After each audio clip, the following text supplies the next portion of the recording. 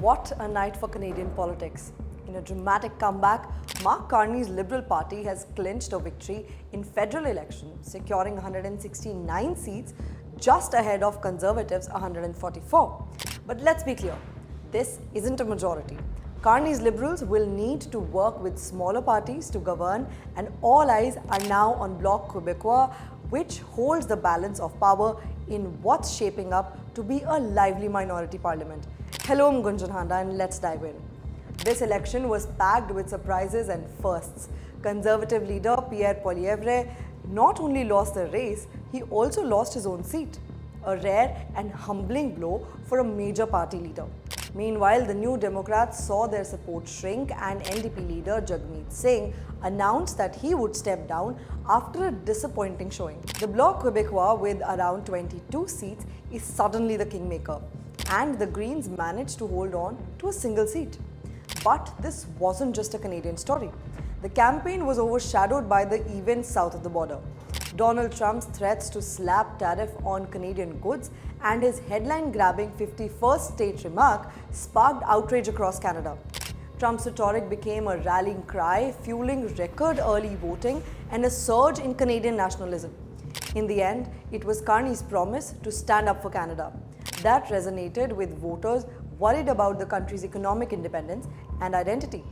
Carney's campaign focused on economic resilience and protecting Canadians from external shocks. It's about who's going to stand up best to President Trump. It's about who is going to build the strongest economy. He pledged to hit back at Trump with counter-tariffs if needed and to diversify trade away from US. No small feat, given that about 3/4 of Canadian exports still head south. The Liberals also promised to fast-track housing construction and tackle the cost of living crisis as inflation and sky-high home prices put pressure on families nationwide.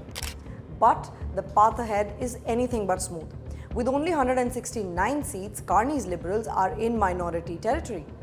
Every major policy, whether it's housing, healthcare, or trade, will require negotiation and compromise, especially with the Bloc and NDP holding the cards. And the US remains Canada's largest trading partner by far. Any tit-for-tat tariffs could quickly hit Canadian jobs and drive up prices at home. Internationally, Carney's win is already making waves. His team is reaching out to EU and India, hoping to strike new trade deals and reduce Canada's reliance on the US market. But economists warn that a trade war between two of the world's closest allies could disrupt supply chains and unsettle global markets. Investors are watching closely, with the Canadian dollar and stock market reacting to every twist and turn in Ottawa and Washington. The next few months will be critical.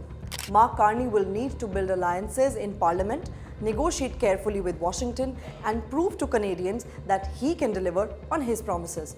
For a country that's chosen a new direction, one that puts economic resilience and national identity at the center, this is a moment of uncertainty, but also opportunity.